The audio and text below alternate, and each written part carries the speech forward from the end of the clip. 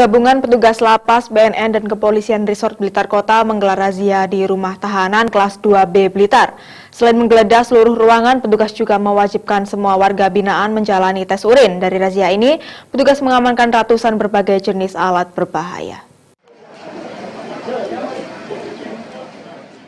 Inilah razia yang dilakukan petugas gabungan antara Lembaga Pemasyarakatan Kelas 2B Blitar, Badan Narkotika Nasional, dan Kepolisian Resort Blitar setempat.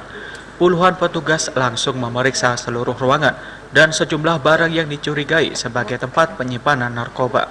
Selain itu, petugas juga mewajibkan seluruh warga binaan menjalani tes urin yang disediakan petugas BNN. Dari razia ini, petugas berhasil mendapatkan sejumlah barang yang seharusnya dilarang masuk ke dalam lembaga pemasyarakatan, di antaranya gunting, korek api, kartu remi, dan sejumlah alat yang dianggap membahayakan. Kalapas kelas 2B Blitar, Pujiono Riyadi, mengatakan razia gabungan ini merupakan salah satu langkah untuk proses penegakan aturan di lembaga pemasyarakatan, sesuai dengan instruksi Menteri Hukum dan HAM serta mewujudkan situasi aman menjelang Natal dan Tahun Baru.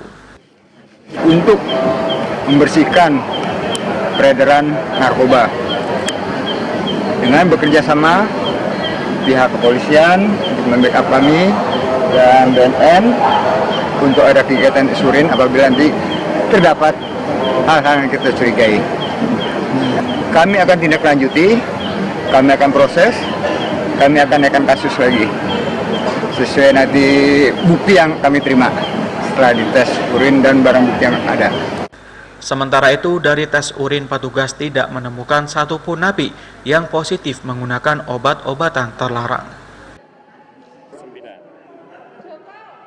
Khairul Abadi, Surabaya TV.